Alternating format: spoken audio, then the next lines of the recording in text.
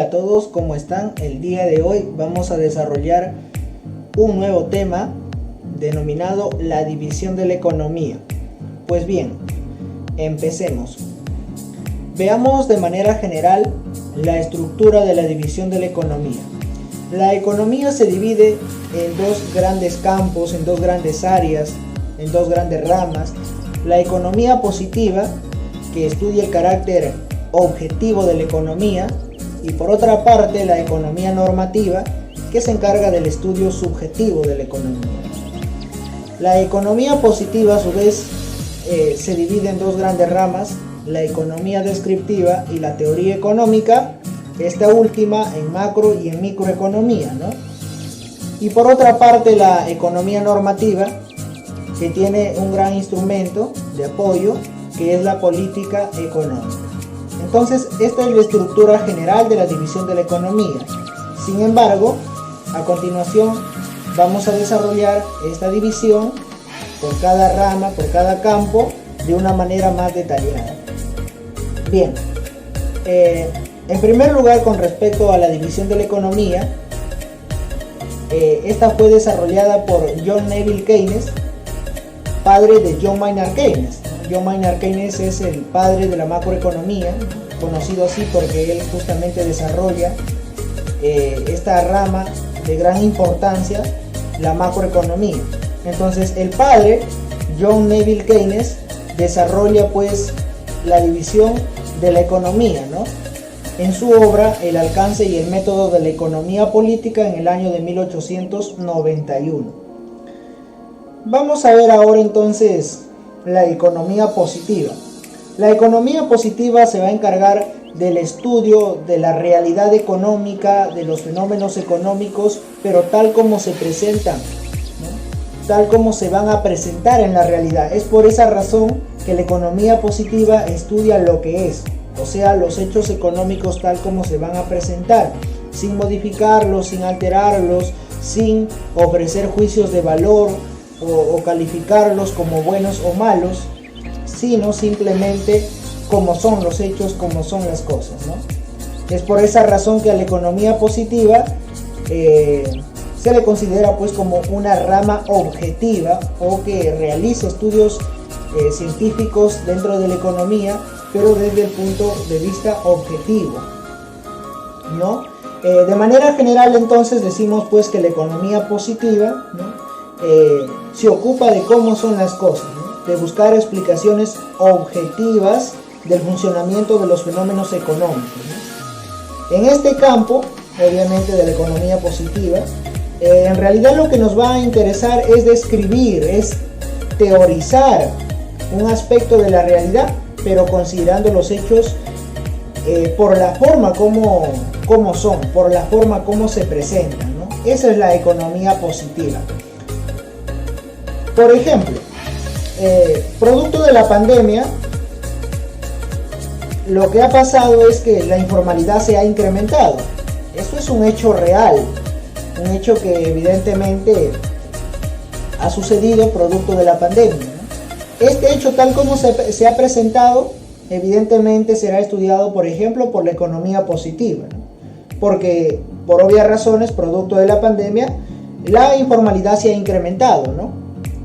Pero la economía positiva no dirá cómo resolver este problema, o si el gobierno debe implementar alguna política para reducir la informalidad, o qué se debe hacer para evitar más comerciantes informales o más empresas informales. Eso ya sería parte de la otra rama que más adelante vamos a ver, que es la economía normativa. La economía positiva simplemente estudia los hechos como se presentan en la realidad, ¿no? Entonces, esto es parte de la economía positiva. Pero evidentemente, esta economía positiva se divide en economía descriptiva y en teoría económica, ¿no? Entonces, la economía descriptiva se va a encargar de observar sistemáticamente, describir, recolectar datos, proveer información a la teoría económica, ¿no? Entonces, básicamente, esta economía descriptiva, o sea, acerca de la información, de la recolección de datos, de los fenómenos económicos que estarían ocurriendo dentro de un país, va a ser realizada por diferentes instituciones. En el caso peruano, por instituciones como por ejemplo el INEI, que son tanto instituciones públicas como privadas, ¿no? Pero dentro de ellas, por ejemplo, está el INEI, ¿no? Está el Banco Central de Reserva del Perú, el Ministerio de Economía y Finanzas, ¿no? SUNAT, e incluso por organismos internacionales también va a ser desarrollada la economía descriptiva, como es el Banco Interamericano del Desarrollo, o el Fondo Monetario Internacional, ¿no? Son los que se van a encargar de realizar o de desarrollar la economía descriptiva. Un ejemplo con respecto al INEI puede ser acerca de la inflación, ¿no? Acerca de la inflación, por esa misma razón es que siempre hay reportes de manera trimestral, ¿no? Acerca de lo que vendría ocurriendo en la economía, acerca del índice de precios al consumidor, ¿no? Cómo va la economía en la realidad, o sea, toda esa información, ¿no? O cómo es que está afectando tal vez el alza de precios, por ejemplo, a los diferentes bienes y servicios, correcto, a la capacidad adquisitiva de las familias. Evidentemente toda esa información, esa recolección de datos o recolección de información, lo va a realizar la economía descriptiva a través o mediante diversas instituciones que evidentemente ellas son las que desarrollan esta parte de la economía denominada economía descriptiva, ¿no? Ahí está. Por esa razón entonces la economía descriptiva es conocida pues como la fuente de datos de los economistas, ¿no? Porque se valen de la información que acá se recolecta para poder realizar diferentes estudios que más adelante van a ser sistematizados, tal vez convertido en leyes, teorías, modelos, que ya va a ser parte de la teoría económica para que puedan ser interpretados y analizados para ver qué es lo que está ocurriendo evidentemente en la realidad, ¿no? O sea, no solamente se quiere recolectar la información, sino que luego esta información va a necesitar ser interpretada, ¿no? Para ver qué es lo que realmente está ocurriendo, o tal vez ver qué políticas se pueden aplicar, pero ya estaríamos hablando de otra rama que podría estar por ahí, la economía normativa. Por eso es que estas ramas están interconectadas, a pesar de que tenemos un campo positivo, un campo normativo, a las finales no hay una línea divisora muy clara, ¿no? Acerca del estudio de estas ambas ramas, ¿no? Porque en realidad a las finales se van a tratar de interconectar para poder interpretar estos fenómenos económicos que pueden suceder en la realidad económica, ¿no? Y a partir de ello tal vez solucionar diversos problemas, ¿no? Que en este caso ya sería parte de la economía normativa. Pero centrándonos básicamente en la economía descriptiva, entonces, para poder diferenciarlo, siempre será recolección de datos, ¿no? Proveer información. Claro que toda esta información que va a recolectar la economía descriptiva, ¿qué pasa con esa información? ¿A dónde va, no? Esta información justamente lo va a proveer a la teoría económica, ¿no? Entonces la teoría económica es la que se va a encargar de estructurar de la mejor manera esa información que va a recibir por parte de la economía descriptiva. Veámoslo entonces por esta parte. Ahí está la teoría económica, ¿no? Entonces la teoría económica evidentemente ya sabemos que esa información que ha sido investigada, recolectada, esos datos por parte de la economía descriptiva a través de esas diversas instituciones que justamente desarrollan esa rama de la economía, entonces la teoría económica se va a encargar justamente de procesar esa información, de analizarlo, sistematizarlo e incluso explicar esa información a través, por ejemplo, de leyes, modelos, teorías, principios, métodos, etcétera, ¿no? En conclusión, podríamos decir básicamente que la teoría económica es el conjunto pues de principios o el conjunto de enunciados generales, ¿no? Integrados en un cuerpo doctrinario, en un cuerpo sistematizado, ¿no? Que en realidad va a pretender analizar y explicar la realidad económica. Entonces esa es la teoría económica.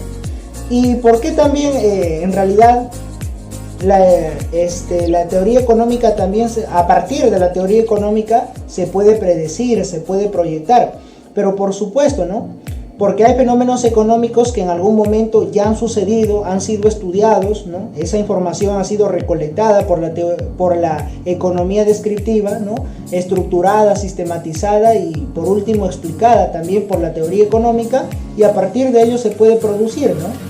Por ejemplo, acerca de la inflación. Entonces, acerca de la inflación en el caso peruano, por ejemplo, en el primer gobierno de Alan García, que fue más que una inflación, una hiperinflación, ¿no? Un fenómeno mucho más grave, más dañino a la economía, y evidentemente fue por el exceso de moneda puesta en circulación, ¿no? De tal manera que si hoy en día en el sector público se coloca un exceso de moneda, o sea, un exceso de circulante monetario, me refiero a billetes y monedas, rápidamente uno puede deducir que eso va a generar que se eleven los precios de manera generalizada, ¿no? ¿Por qué? Porque ya ha ocurrido en algún momento. O sea, a partir de lo ya sucedido, a partir de lo que ya se ha dado en el pasado, se puede predecir, proyectar qué es lo que puede pasar, ¿no? Claro, se preguntarán estas iniciales tal vez, ¿qué me va a permitir o por qué yo lo estoy colocando? Bueno, esta es una parte de poder identificarlo o tal vez aprenderlo de una manera más sencilla. Por ejemplo, en este caso, si leo esta palabra de manera vertical, dice PASE, ¿no? O sea, procesar, analizar, sistematizar, explicar, ¿no? P al cuadrado, predecir y proyectar. Pero evidentemente se va a tener que explicar esta teoría económica a través de LEMO-TE-PRIME, ¿no? Leyes, modelos, teorías, principios, métodos. Evidentemente en la teoría económica por supuesto que también hay leyes, ¿no? Por supuesto que también, por ejemplo, hablamos de la ley de Gosse, ¿no? Entonces es una ley que pertenece evidentemente a la teoría económica, ¿no? La ley de Gresham también es otra ley, igual que modelos económicos, teorías, principios, métodos, que los más utilizados son el deductivo y el inductivo. Entonces eso es parte de la teoría económica, correcto. Entonces ahí está. Pero esta teoría económica se divide en micro y macroeconomía, ¿no? La macroeconomía básicamente se va a encargar del estudio de los agentes individuales dentro de la economía.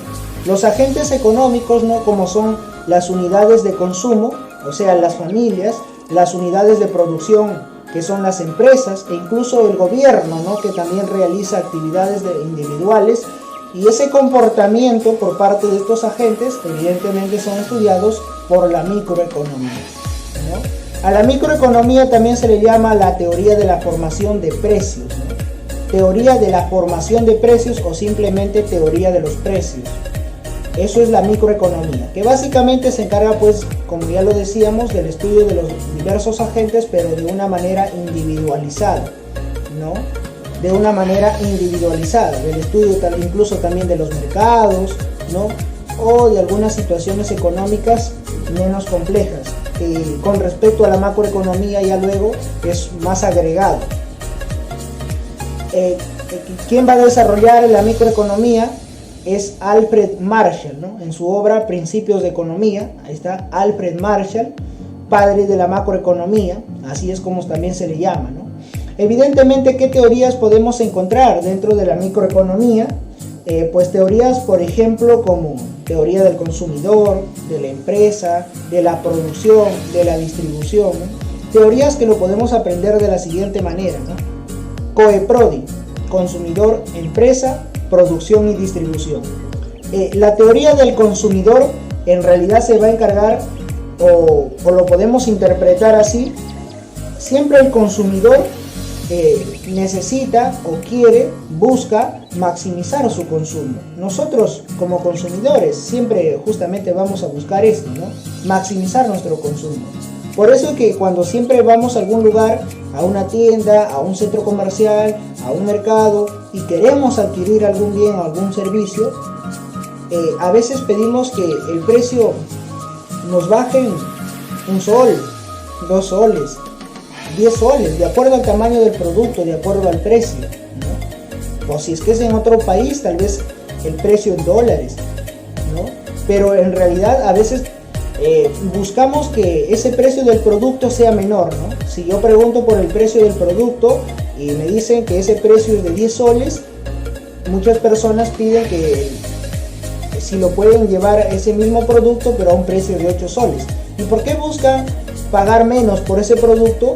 Porque si logran comprar ese producto en 8 soles, entonces ya les podría sobrar 2 soles y con 2 soles ya pueden comprar otra cosa. En realidad entonces quieren comprar más, pero tratando de gastar menos. O sea, las familias, las unidades de consumo buscan maximizar su consumo, buscan maximizar su utilidad. Claro, hay utilidad empresarial y utilidad también del consumidor, ¿no? Esa utilidad, cuando hablamos de las unidades de consumo, se refiere a la satisfacción que genera, ¿no?, el consumo de bienes o de servicios. Evidentemente las empresas lo que van a buscar es maximizar sus ganancias, ¿no?, sus beneficios económicos. Las empresas para esto lo que van a buscar es reducir sus costos de producción, ¿no?, con eficiencia, con productividad. Entonces, si logran minimizar esos costos de producción, lo que van a buscar es maximizar sus ganancias, maximizar sus beneficios económicos, porque evidentemente ese fin primordial de las empresas, básicamente privadas, es obviamente generar utilidades, ¿no? Generar utilidades, ganancias, beneficios económicos, ¿correcto? Para luego poder invertir y ampliar mucho más el campo empresarial, seguir creciendo y desarrollando también, ¿no? Entonces eso es evidentemente la teoría de la empresa, ¿no?, maximizar ganancia. La teoría de la producción también, acá es donde justamente el productor busca ver qué cantidad de insumos puede utilizar para producir cierta cantidad de bienes o de servicios, ¿no? Y en realidad lo que también va a buscar es reducir esta cantidad de insumos o ser eficiente, tratar de aprovecharlo al máximo, no desperdiciarlo o simplemente disminuir el desperdicio para así tratar de utilizar menos de estos recursos, menos de estos insumos para tratar de producir más, ¿no? Producir más, pero tratando de utilizar menos recursos o en menor tiempo. O sea, también se busca la eficiencia, tanto en la parte empresarial como en la parte ya de la producción, de la industria, ¿no? En la empresa evidentemente se hace más para obtener utilidades, ganancias, ¿no?, fin lucrativo, pero en la producción reducir en realidad esa cantidad de insumos o ver qué cantidad de insumos se puede utilizar para producir determinados bienes y servicios.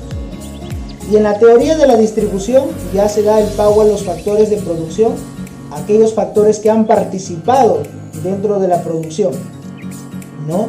Entonces esta distribución también es una etapa del proceso económico, ¿no?, donde ya se da la retribución a cada factor productivo, naturaleza, trabajo, capital, ¿no?, incluso también a la empresa y al Estado, ¿correcto? Entonces estas son teorías que, por ejemplo, pertenecen a la microeconomía.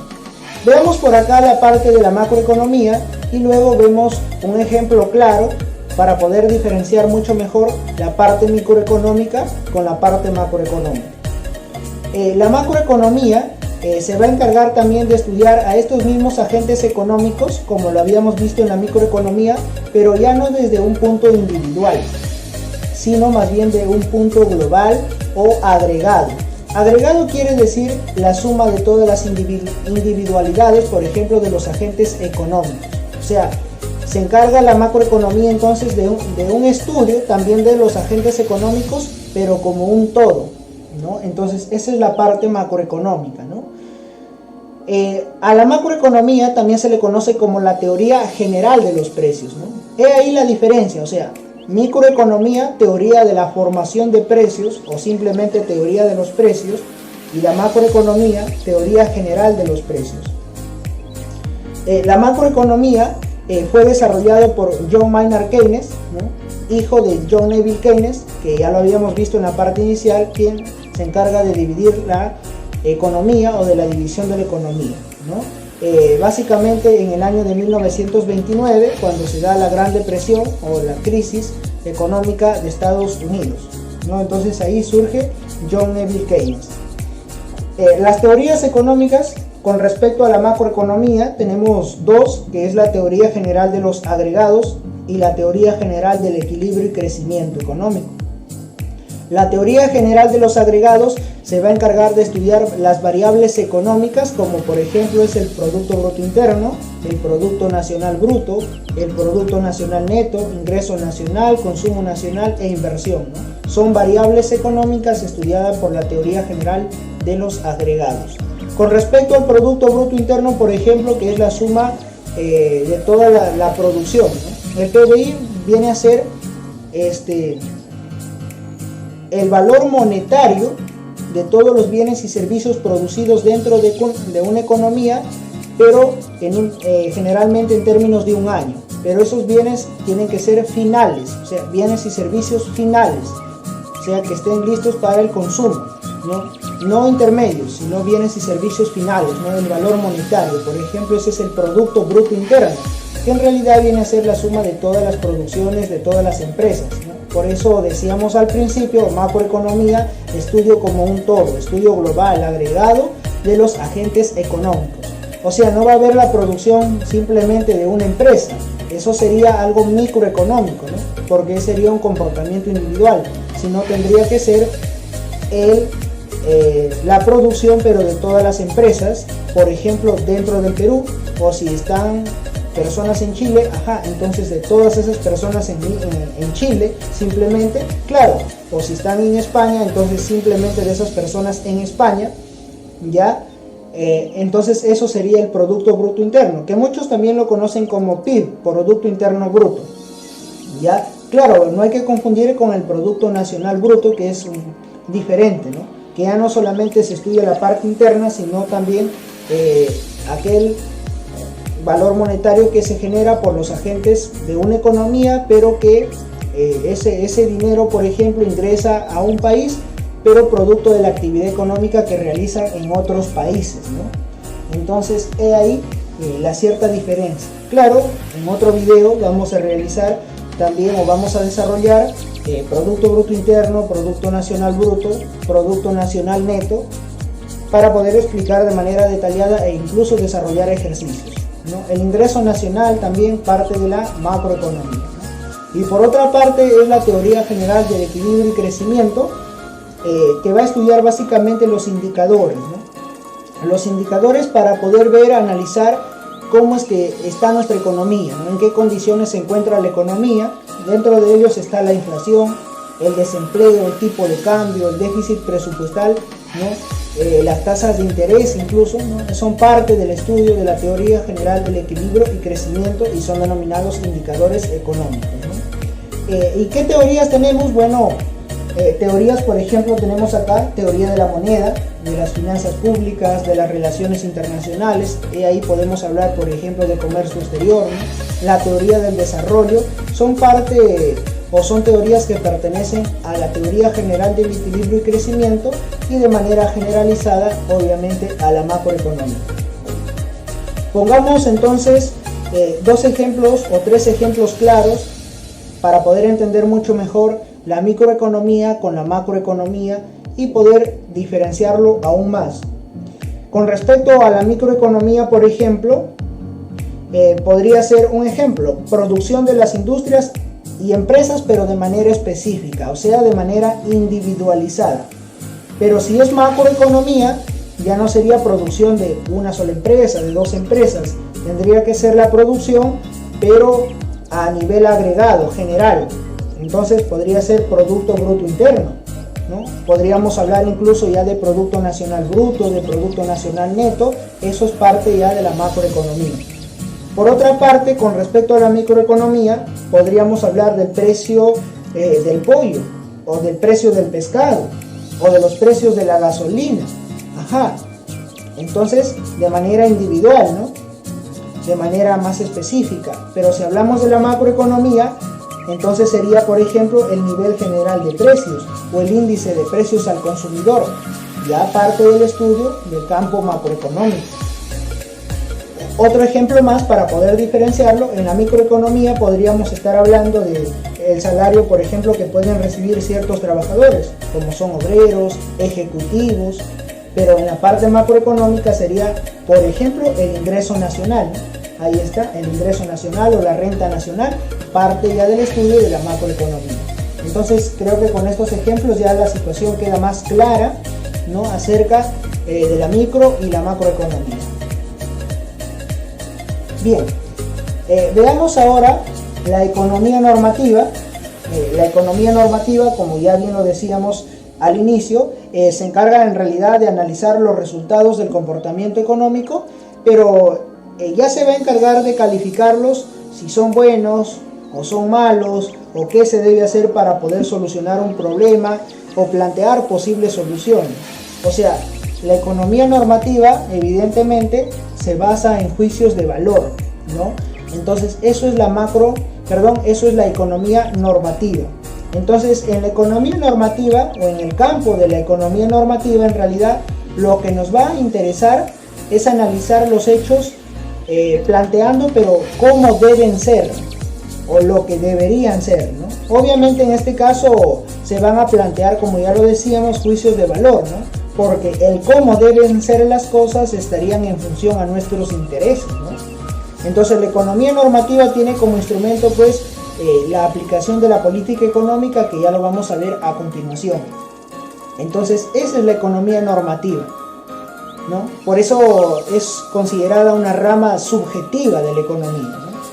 Porque al plantear o surgir algún tema dentro de la realidad económica, tal vez todos no tenemos la misma perspectiva, o tal vez todos no opinamos lo mismo. Para uno puede ser favorable, para otro desfavorable, para uno puede ser bueno, puede ser malo, y de acuerdo a ello nosotros podemos calificar, ¿no? Y para todos la opinión tal vez no puede ser lo mismo, o sea, es algo subjetivo, ¿no? Economía normativa. Por ejemplo, al inicio hablábamos acerca de la informalidad y habíamos colocado un ejemplo con respecto a la economía positiva. Entonces, con ese mismo ejemplo nosotros podíamos enfocarnos, pero desde el punto de vista normativo.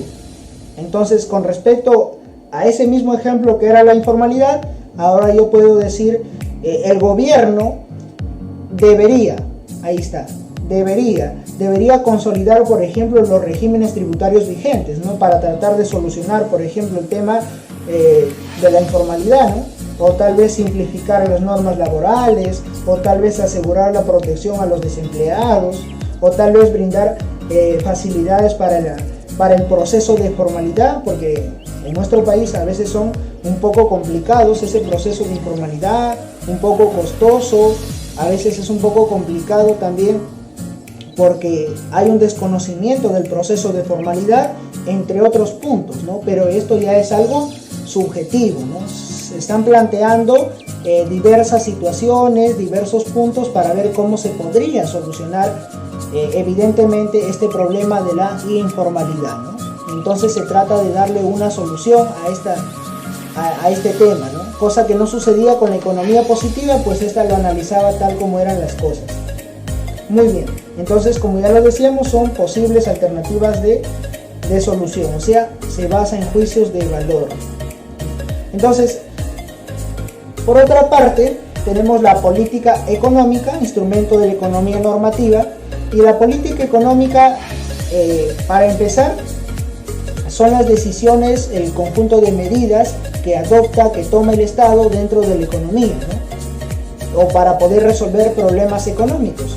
Pero hay que tomar en cuenta que cómo va a aplicar, o cómo se aplican este conjunto de medidas, ¿no?, por parte, por ejemplo, del gobierno. En realidad va a ser aplicando la teoría económica. O sea, la teoría económica, ¿no?, que ya lo habíamos estudiado antes, parte de la división de la economía positiva, que es este conjunto de datos, pero ya netamente estructurados, ¿no?, para poder aplicarse dentro de la economía, ¿no?, para poder en realidad, por ejemplo, basarse en esos modelos, en esas leyes que ya están establecidas, ¿no? De acuerdo a eso, entonces el gobierno puede tomar un conjunto de medidas, aplicar un conjunto de medidas. En realidad, entonces, la política económica es la aplicación de la teoría económica, ¿no?, para la mejor condición de la acción económica, ¿no? Ahí nos podemos dar cuenta entonces que a pesar de que la economía se divide en economía positiva y normativa, a las finales siempre trata de relacionarse, ¿no? O sea, está estrechamente relacionada en realidad, a pesar de que hay un carácter objetivo y subjetivo. En realidad siempre está estrechamente relacionada por los diferentes puntos, y aquí lo podemos contrastar justamente porque la política económica, como ya lo decíamos, es la aplicación de la teoría económica, y de acuerdo a eso se toman un conjunto de medidas por parte del gobierno para poder solucionar tal vez diversos problemas económicos, ¿no? Entonces, esa es la parte de la política económica. Muy bien, por ejemplo, ¿qué pasaría si el gobierno decide aumentar el sueldo mínimo? O sea, el salario mínimo legal en el Perú, que actualmente es 930, pero ¿qué pasaría como si se decide, por ejemplo, aumentar a 1000 o a 1200? Son decisiones tomadas por parte del gobierno. Entonces, esto es un ejemplo de política económica, ¿no? Una decisión tal vez para poder solucionar tal vez el tema de la pobreza, para que las familias tengan más dinero, para que tengan mayor capacidad adquisitiva, ¿no? Producto de eso justamente se puede tomar esta decisión. Aunque claro, si es que lo vemos desde otros puntos, a veces hay mucho más que analizar, que ya lo vamos a ver más adelante cuando vemos, por ejemplo, teoría de la oferta y la demanda. ¿Qué sucede cuando a veces se aumenta el salario mínimo legal? Puede ser que las familias se ven beneficiadas, pero a veces a las empresas no les conviene mucho, ¿no? Porque en realidad ahora tienen que pagar más, evidentemente más por las empresas formales, ¿no? Entonces ahí está. Pero esta política económica, este conjunto de decisiones que toma el gobierno, buscan en realidad varios objetivos, y dentro de esos objetivos podemos observar la estabilidad económica, el crecimiento económico y la eficiencia distributiva. Con respecto a la estabilidad económica, lo que acá se va a buscar a partir de este conjunto de decisiones es controlar la inflación y la deflación, ¿no? Pero más la inflación. Y para esto se necesita tener controlado, ¿no?, el nivel general de precios, o se necesita tener un nivel de precios estable, ¿no? Y básicamente por parte del Banco Central de Reserva, ¿no?, es lo que justamente se va a tratar de controlar estas situaciones, ¿no? O se va a tratar de tener un equilibrio presupuestal de la balanza de pagos, para de esa manera lograr la estabilidad económica en el país, ¿no?, y los agentes económicos puedan funcionar de una mejor manera. Por otra parte, el crecimiento económico, pero más que crecimiento, lo que se va a buscar evidentemente es el desarrollo económico en el país, ¿no? El crecimiento se evidencia en el aumento del Producto Bruto Interno, ¿no?, o en el crecimiento, que se va, básicamente nosotros lo obtenemos por datos, ¿no? Se dice la economía creció en 5%, en 4%, en 6%, 7%, qué sé yo, ¿no? Eso es crecimiento, o sea, aumento del Producto Nacional, perdón, del Producto Bruto Interno, ¿no?, o de la producción nacional. Pero aquí hay crecimiento, pero el desarrollo básicamente se ve reflejado en la calidad de vida de las personas. O sea, si hay crecimiento, por ejemplo, pero también ahora el Estado, con este crecimiento, evidentemente hay más dinero, hay más para poder justamente construir más hospitales, más puentes, más veredas, más carreteras, de manera general más infraestructura, ¿no?, más hospitales, más postas, para que de esa manera las personas tengan mayor acceso a los diferentes servicios públicos y yo pueda tener una mejor calidad de vida. Entonces, ya no solo habría crecimiento económico, sino también habría desarrollo, ¿no? Entonces, crecimiento y desarrollo no es lo mismo. El crecimiento se ve reflejado en el aumento del Producto Bruto Interno, pero el crecimiento en la calidad de vida que una población puede recibir. El aumento del ingreso nacional también, por ejemplo, ¿no?, crecimiento económico. El pleno empleo de los factores productivos. Pleno empleo significa que la economía estaría operando en su máxima capacidad, ¿no? Los agentes económicos estarían plenamente activos. Eso es el famoso pleno empleo. Pero evidentemente, ahora por ejemplo, producto de la pandemia, no hay un pleno empleo en sí. Es más, cuando la pandemia cayó, nos vino encima de la economía, muchos de los agentes económicos, la gran mayoría, dejaron en realidad la dinámica económica. O sea, dejaron de producir, hubieron quiebras, ¿no? Las empresas dejaron de producir. O sea, no podríamos hablar de pleno empleo. Pero ahora la economía se está reactivando últimamente, entonces tal vez en un largo plazo podríamos hablar de pleno empleo, ¿no? Pero por ahora no. Aunque pleno empleo, decir que evidentemente una economía puede estar operando su máxima capacidad es también a veces un poco complejo, ¿no? Porque en realidad todos los agentes económicos de un país tendrían que estar operando. Se puede acercar básicamente a dar eso, ¿no? Incluso haber bastante productividad y que todos estén operando, ¿no? Entonces ahí estaríamos hablando de pleno empleo. Y por otra parte es la eficiencia distributiva, que en realidad siempre en la economía a veces hay un tema de desigualdad, ¿no? Pero para poder corregir esos diferentes problemas, como por ejemplo el desempleo, la pobreza, entonces está la eficiencia distributiva, ¿no? Donde lo que se busca es el aumento del empleo, ¿no? De esa manera poder dar tal vez o brindar mayores trabajos a las diferentes familias, agentes económicos en un país y poder solucionar el tema de la pobreza, el tema del desempleo, ¿no?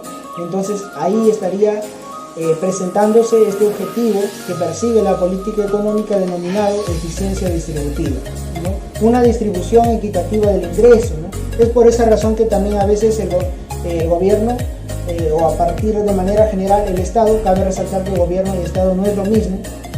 En algún momento vamos a desarrollar un video más para poder explicar esto, pero se aplican programas sociales en el caso peruano, por ejemplo Caliwarma, programa Juntos, Pensión 65, Vaso de Leche, ¿no? Cuna Más, entre otros programas. ¿Por qué? Porque lo que busca básicamente el Estado es tratar de disminuir la pobreza, ¿no? Por ejemplo, aplicando estos diversos programas sociales, ¿no? Y darle tal vez mayores oportunidades a la población, ¿ya? Entonces, ¿qué se está haciendo?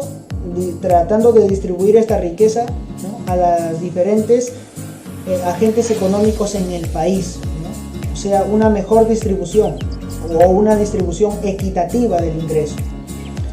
Así como también la política económica tiene objetivos, por otra parte tiene instrumentos, y esos instrumentos que utiliza, instrumentos de apoyo para poder justamente desarrollar mucho mejor o aplicar o lograr esos objetivos de una manera más fácil. Tiene políticas, por ejemplo, monetaria, cambiaria y fiscal, ¿no? La política monetaria y la cambiaria están a cargo del Banco Central de Reserva del Perú. La política monetaria se va a encargar de regular, de controlar, ¿no?, la oferta monetaria y también del dinero, o sea, la cantidad de dinero que debe circular en el sector público, ¿no? Y tratar pues de evitar fenómenos económicos como por ejemplo la inflación, ¿no? Que se estaría entonces en este caso tratando de lograr siempre cada año este objetivo, que es la estabilidad económica. La política cambiaria, que se encarga del tipo de cambio, ¿no? El tipo de cambio, donde también se encarga el Banco Central de Reserva, y para poder mantenerlo de manera estable es ahí donde el Banco Central de Reserva puede vender dólares o comprar dólares de acuerdo a las circunstancias, ¿no? Y poder regular el tipo de cambio. O sea, el tipo de cambio es el precio de una moneda nacional, el precio de una moneda internacional, que básicamente en el caso peruano es el dólar, pero en términos de la moneda nacional, que es el sol. O sea, el precio del dólar, el sol, en términos del sol, por ejemplo, ¿no? Entonces eso es tipo de cambio. Y la política fiscal que se va a encargar del manejo del gasto y del ingreso público, ¿no? Del déficit presupuestal, por ejemplo. Entonces ahí está la política fiscal, pero que está a cargo del Ministerio de Economía y Finanzas.